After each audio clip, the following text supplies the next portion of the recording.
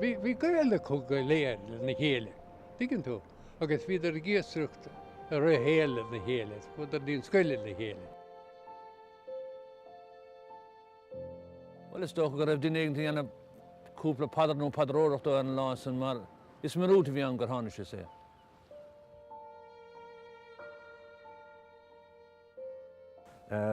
Accidents, tragic accidents and awful occurrences happen, and this, I think, was one of them.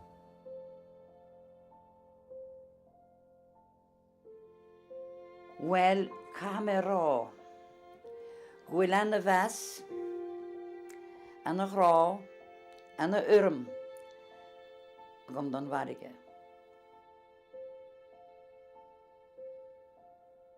A chamische aglach.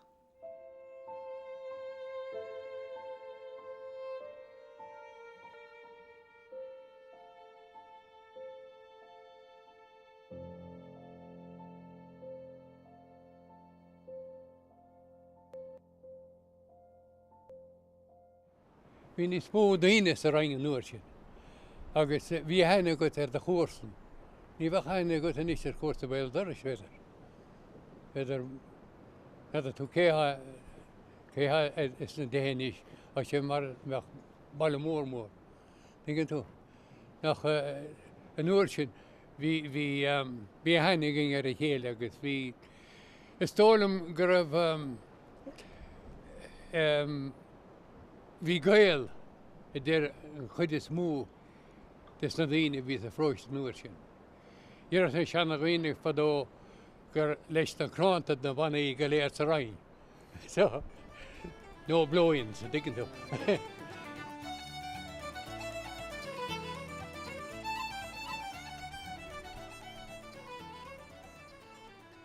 Oed en y yes, oed en y hi chonta, oed rhaid en y chadru fydd na daine, agos ehnig y gahain o'n post ys o gyda'n teis sinnes o froste y hele.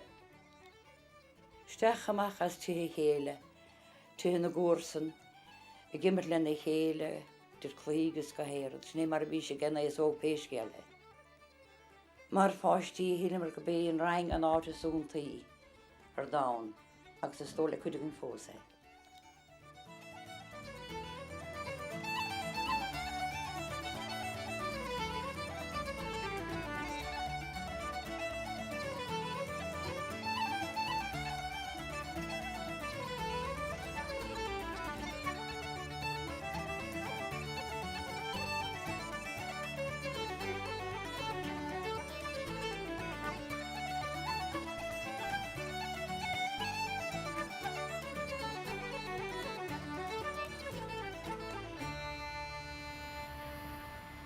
There was a great fear of German invasion of Ireland, and the Irish people also were living under a daily fear of invasion through May, June and July 1940.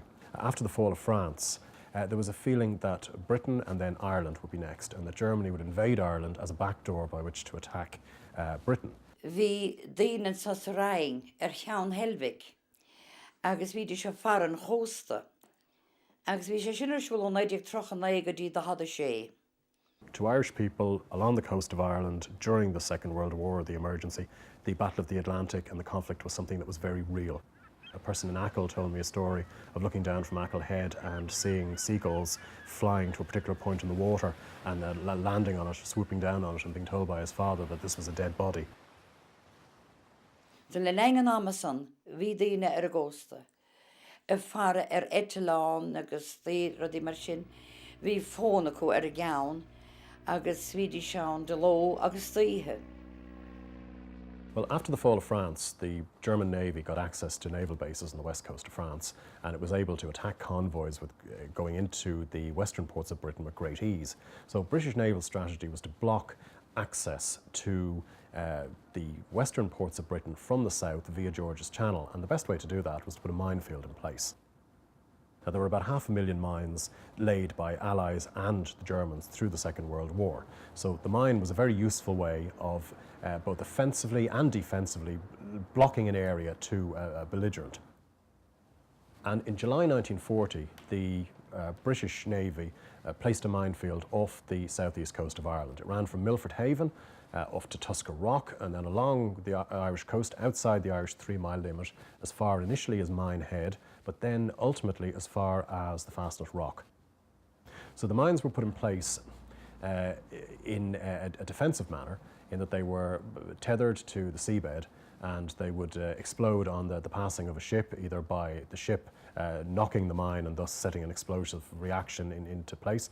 Some mines could float free, and thus they were quite a psychological threat, that it's easy to mine an area with relatively few mines and let shipping know about the existence of mines, and then they'll stay clear of the area. So for very little money, you can psychologically deny an area to an enemy because it will not place its forces in that area for fear of mines.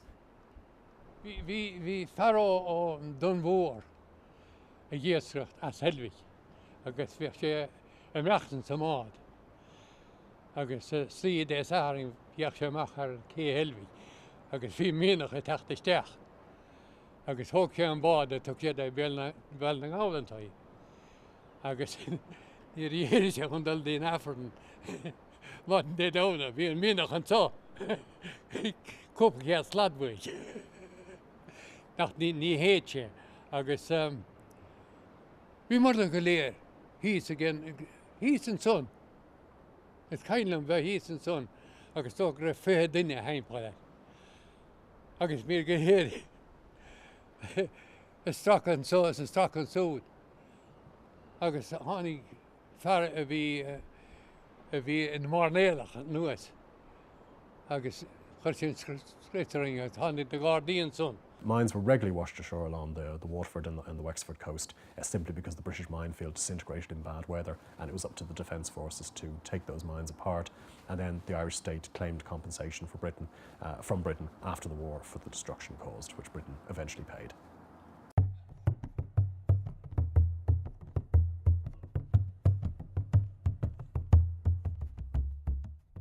Stólam go raibh túra méigint go raibh cántúirtí mus an inneocht. Agus náir gan nach leod a gamach an eid sin. Ach ní mar ó chint mai jauchar sin. Ach bhí cainte gan am gur chuig feráir amach. Agus gur hána sé os gúna bra éisc a mohan. Agus nús brag an chaint. Dín eile beidir chun íireach de dhéanamh dul amach an eid sin. Bhí dí sé trácht gur a beidir oscí den. Fer a tó mar a thugad isteir. Agus ní chéit sé éad. Agus bhí seanna bhádaige. Nada me déan séis bhádaigh. Agus thuach sé amach a chlá, thuach sé amach an ád a bhí na mín. Agus bhí iascaige sin gach íonú na bheith chéan iascaige maint an ringe. So lena dar amacha. Chúis sé machas chuig daoine eile machan. Agus ní bhechas a gomsa meach sé sin anad amach nó nábech ní néchar amach go mar chósaí iascaireachta. Ach bháin go raibh an chainte an gan am go chud as a tens. Béidir dul amach an eid sin. Ach ned am bé sin an gnárad nó nach é. Nach sní bhís a chainte gan am péisgeile. The day that Naomh Garvan set sail on the 2nd of May 1945 was a particularly important day in European history and in Irish history. It's the day that Berlin fell, when the Red Army hoisted the hammer and sickle flag, the red flag, over the ruins of the Reich Chancellery in Berlin. Also, it's the day the German troops in Italy surrendered. In an Irish context, it's a day that is locked in many people's minds because it's the day that Eamon de Valera, as Taoiseach Minister for External Affairs, went to sign the Book of Condolences for Adolf Hitler at the residence of the German Minister to Dublin, Edward Hempel. For both reasons, I think it's a very significant day in the history of the Second World War and in the history of Ireland and Irish foreign policy. Vís naimlíon na dí sinúir sin. Agus an rá son, bhí maithir agus má bháthir a gobar hí sa mála na ngáach, bhíidir mé sí sa fóní sa chart. Bhráling dort dí ball na ngáach agus deingíar a bheith goin Torann. Sin ní ma hana bháthir. Agus nuair a chúmar isteach sa tíg. Bhí an deingíar réig doing agus bhí ana hiúnas san áit. Agus bhreahamar go raibh rodacin tesport. bhí me bór don Bhraonáin agus tháinig duine amach man don Bhraonáin. Nada me ní chuoinem céhé nach dúirt sé ninge daobh an tubaiste. Dúrad ling brostúgus an daine ar a dhíthe brod a dhéine mar bhí sé don nús a bhíine gcónaí. Éonúr meach béle éisce going, mar fáistígus gainge gan móríarde sé ná bátar na hiascarí. Agus bhrathe mar an san gar mar an chaint. Agus mí ní ar dúin go raibh kitring méilteach an ghásan. Agus ná raibh an tólas ar fad acu fós. Agus caiilem gur bailí go hoban sin. Agus cagasteach sa chat sin agus tháinig mar níos bhile chun na báthaisteach uach chun iad a chrú. An fear bhí a bhéad an obair, mrís a bhí anam da. Agus dhéir sé dumsa an rabhana go tar na daine seo. Agus dúirt greibh agus go gailta cuidecha. Agus mar sin ar sé faoidecha tóige sé roihe. Agus an son tháinig John Cnéaga, Scannán drthár na hana bháthar. Nada mé sé géascrocht a gása mar iascar bhéhe, ní dom go raibh son bá chuisetí helbig. Agus a leng do bheith crúna món sá, chna címar é teachta nuas achar a dégan sa tíling. Agus bhín scéal bhéanana ige vísa có gur pléasca go bád.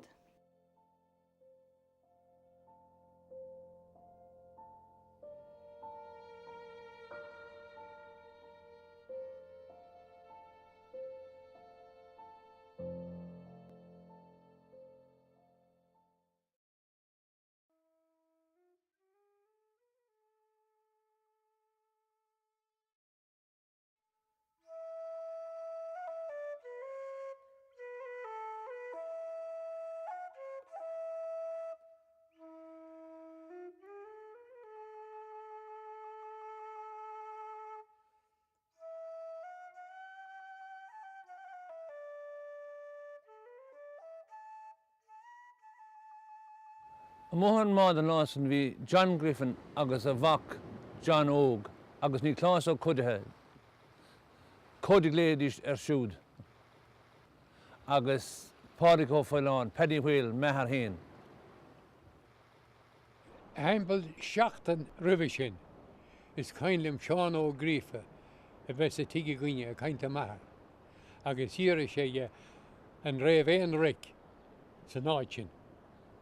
Agus bhí maithar na iascaireacht I gcéascaireacht nar bhí sé óg. Agus ní ar bhéon ric riamhan san ar sé le Seán. Péar duile áite go asta sé cad a hám. A bumán. Agus tuaith maithar leis de chúis na chágan sé bhana. Agus éidir in éon níoscais it na áil nach an áide bhfuilte. Bhí cod mar a thugadí sé anna cheolbar ar fad. Agus bhí tuige bhár, tuige ealaí. Bhí anna éile bhar addiction, mar bhíoh ceol agus reince agus áráníochtán. Agus rud banádúra do chud bhí sé híos an bhaidin san deir siad. Go raibh sé híos a gé féadánig John Grífa. Agus bhí sé híos site a gé I seint ar a bheadóg. Agus nuair a tháinig John Grífa gur hasna sé sin a plecíocht mar iad na cúpra céim na cúpra step agus mar sin de. Híl mi sé gur a bála nuair bhí daoine trácht ar sin. Gur a bála híidir a chorinúil chun spregúil agus spridúil a bhídra, diggin tá bheith chuidir amach a ghéascaireacht. Ach na dhéas an roch sé lem, beidir go raibh sa caintear me gur me pisóg éigentú gáid leis. Mar an uair sin, ní cheadaítí das na hiascarí bheith feadaí le mád nó beidir a gárán agus rudaí mar sin. Bhí pisógad agad héanacha. Ned me ciúcus fír, ach ba chrúbéalacha go daoine bhí chun éireach san, loch ar maidin, agus éad a dalmach a ghéascaireacht, go gathach le héad a thubaist. Búalara.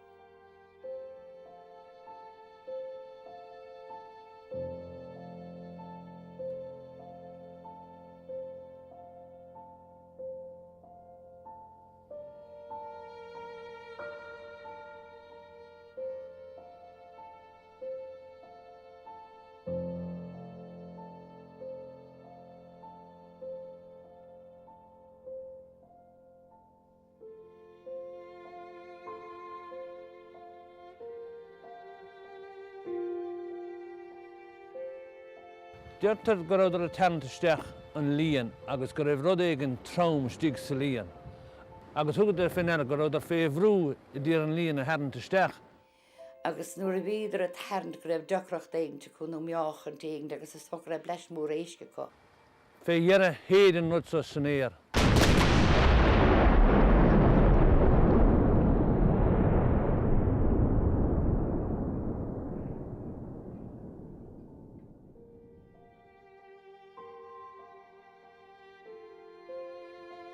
Mínig sasnach bhí sáte san líonta.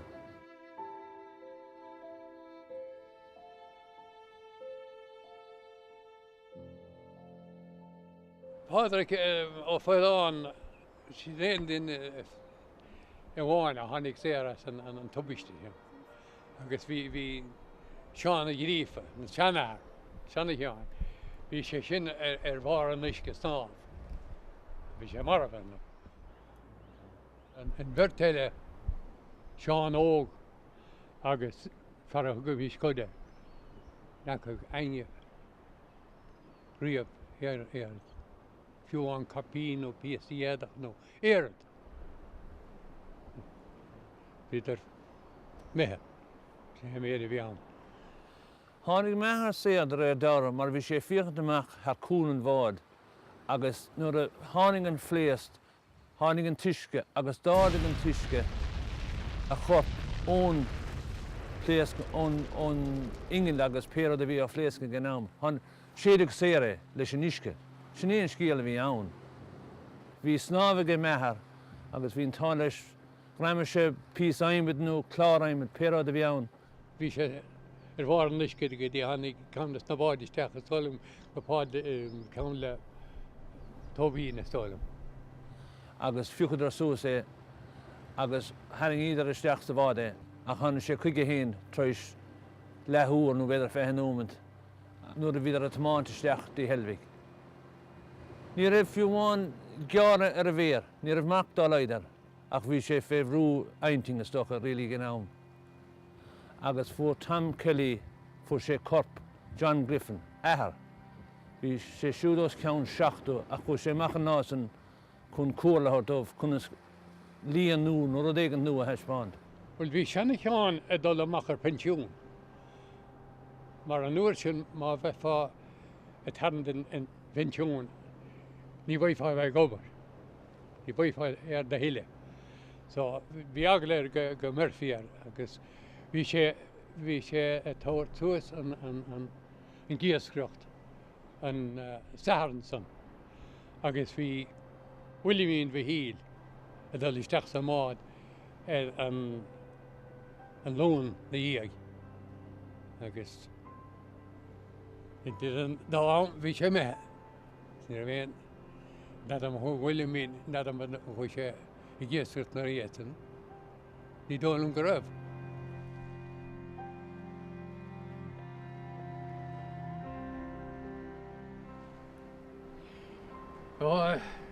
An chuirhhaile bhí sa phróiste ní sin agus an súte daoine nadam a cáthanagus é as. Bhí an go héanaine, ní an tú. Ach an rud bheasa de go léir ná bhí tóramh gé nach ní réon corpa gé. Ar nó baintrach bhí eile ní bhena cháin bhenaí chuidethe. Agus bní máthair chud. Ní raibh tóramh ige eile. Ach bhí tóramh sa tuigeice. Gharime sé daoine caint ní raibh anar nó mar bhí me ró óg ach go daoine bhí ann. Go raibh na cain le gasta, go raibh na caithíreacha chuir le chéile, agus go chuirsaí an faoh ar chlár. Agus go raibh tóramh ina mósta chud sa tuigeice. Agus dúirtaoine go ben rud a buaigh ní, agus gnám cíanna, rud a ginnte thug faoisibh. Faoisibh éig mar na raibh éon sais dainú nó éon scur eile le fáilteacha a ché sin.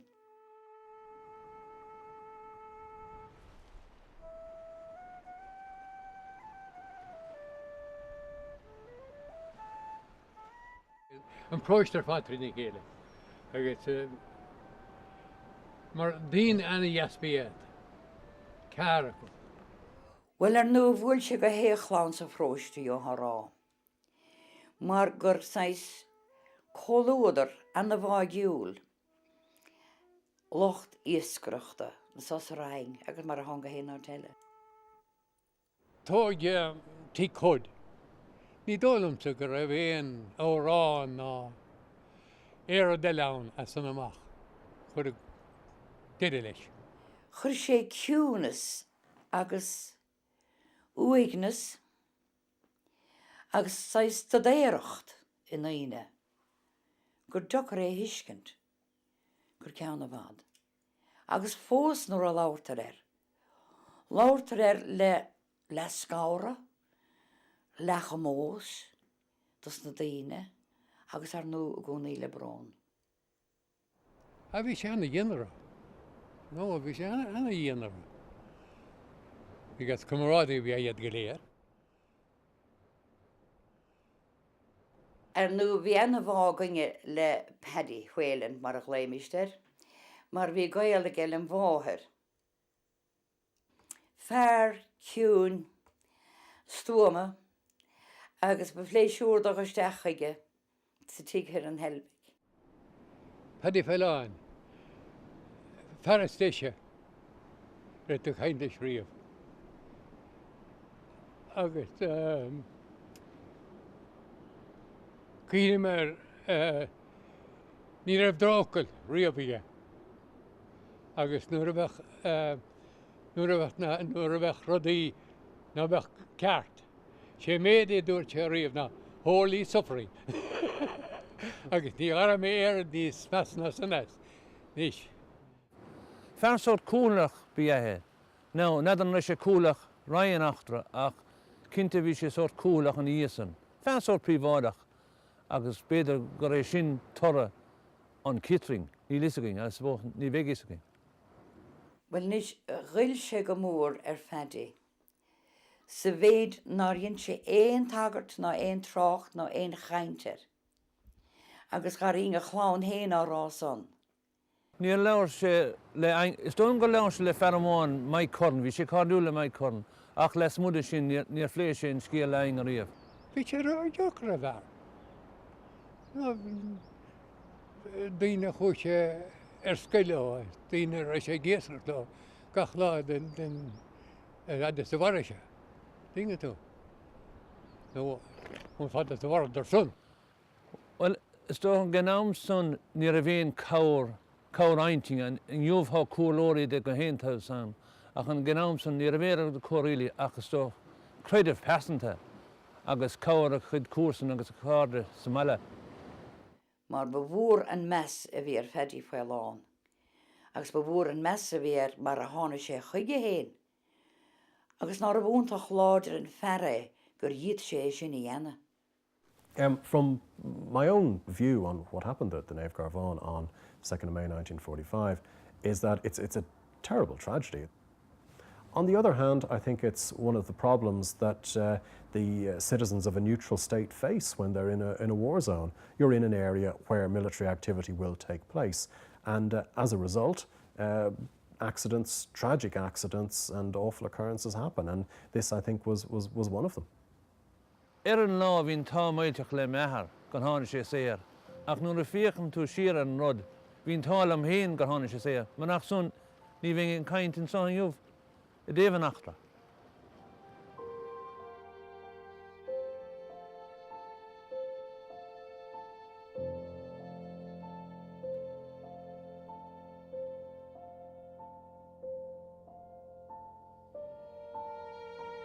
Ó Íos Christ is ón billianathe.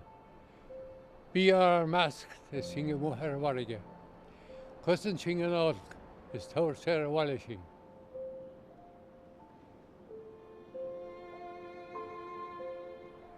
Is an le a líonta dé go gasartí in éiad trochar.